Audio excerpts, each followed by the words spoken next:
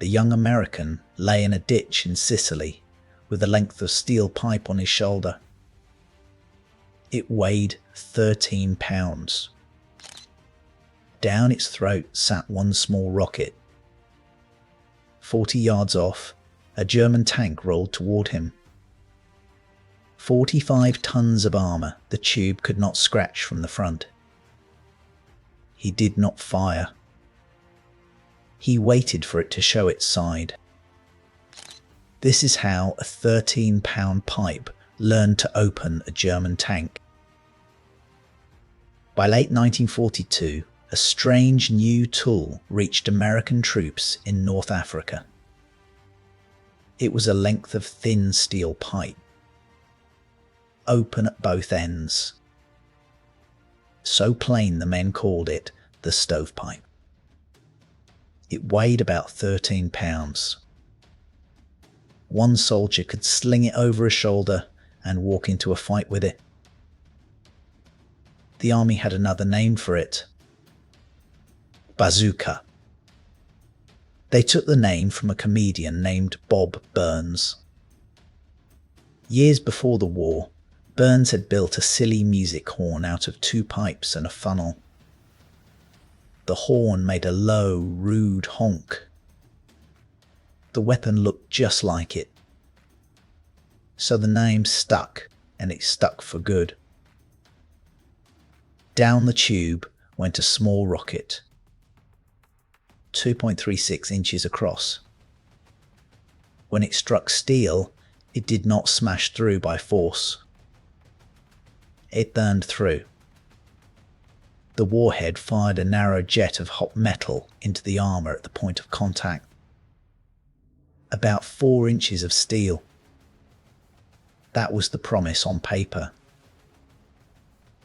Now look at what it was aimed at. A German Panther weighed 45 tons. Its front plate was thick and sloped back on purpose, shaped to throw shells up and away. A Tiger was worse. About 54 tons of steel, with a hide the Bazooka simply could not open head-on. These were the finest tanks in the war.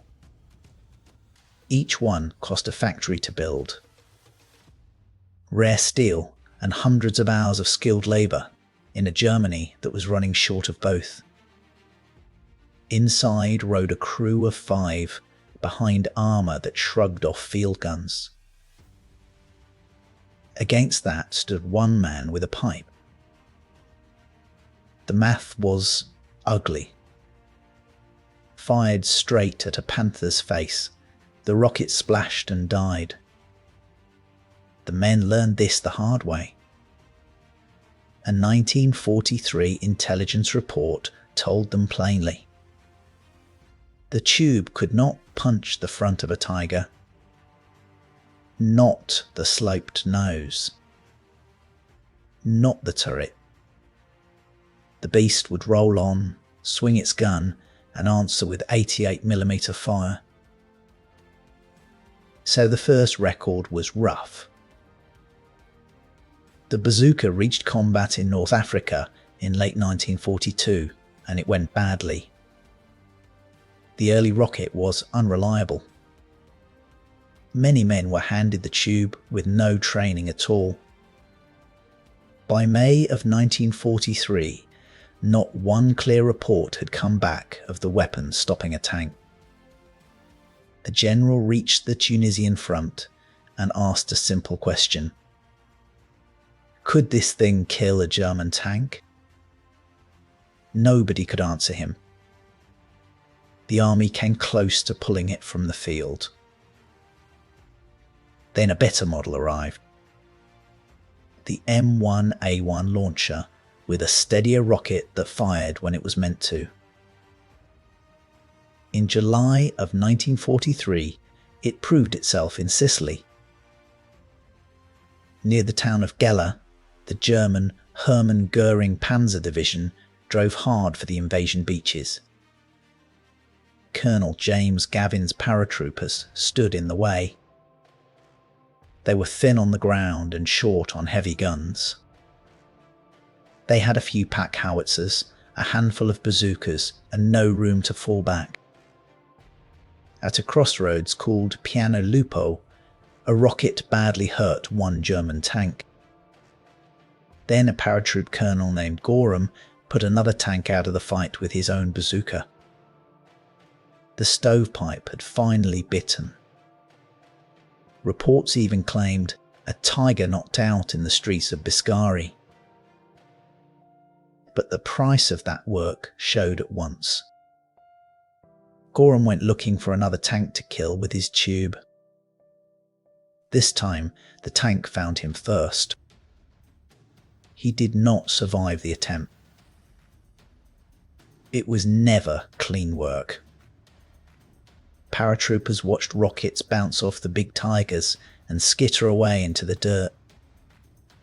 The tank would turn and fire back. Yet the weapon had shown, for the first time, that it could kill. The tube kept getting better. Later in the war came the M9. It was longer, made partly of light metal, and it broke into 2 pieces a man could pack away. A paratrooper could jump with it, then snap the halves together on the ground. It fired the same kind of rocket the earlier tubes did. What changed was how easily one man could carry it into the tight spots where tanks came close. In the end, factories turned out more than 250,000 of that model alone. Then came Normandy, and the worst ground of all. The hedgerows of 1944 were walls of packed earth and root taller than a man. A German tank could sit behind one and wait in cover. A GI with a bazooka had to crawl close through the brush just to reach a shot. Very close. Close enough to hear the engine idling on the other side of the bank. One of those men was a soldier named Karl of the 3rd Armoured Division.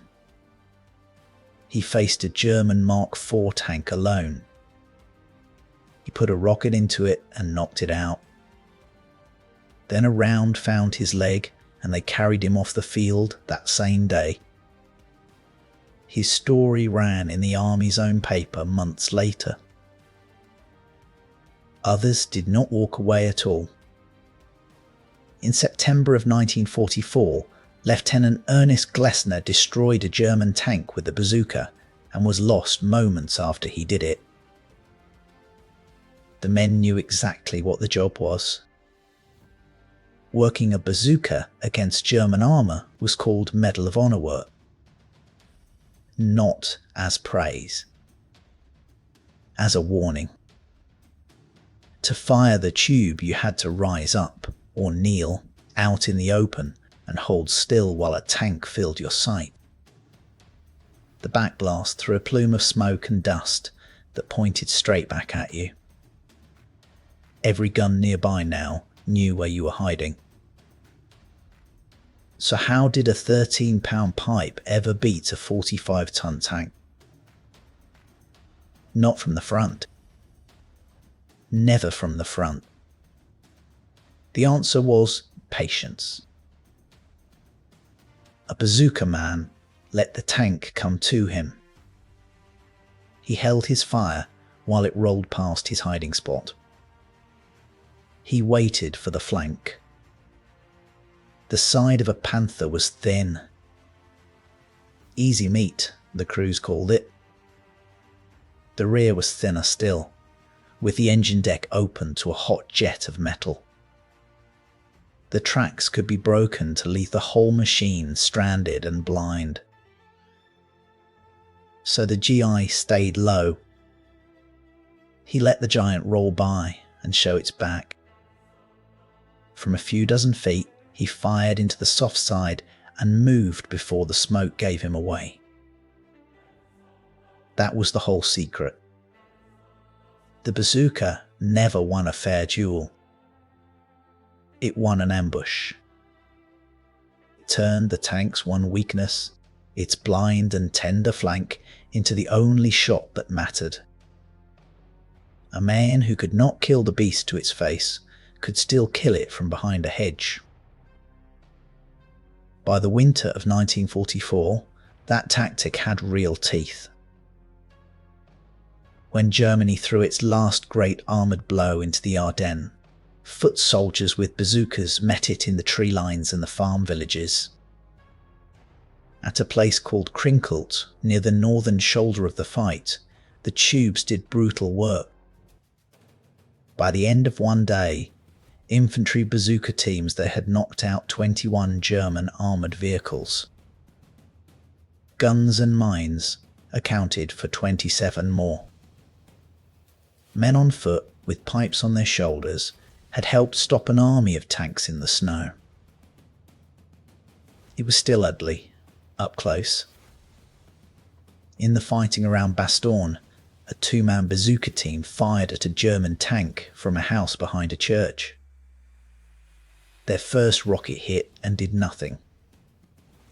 They reloaded and fired again, and the round glanced off the turret without going off. That was the truth of the weapon, right beside its triumphs. It failed as often as it bit. But when a team held its nerve and got the flank shot, the giant died. And here is the gap that made all of it matter. The exact price of a bazooka is not spelled out in the records. But set it beside what it fought and the shape is clear. An American Sherman tank ran past $44,000. An American tank destroyer passed $40,000. The bazooka was a steel tube and a rocket. Next to any of them, it was a rounding error.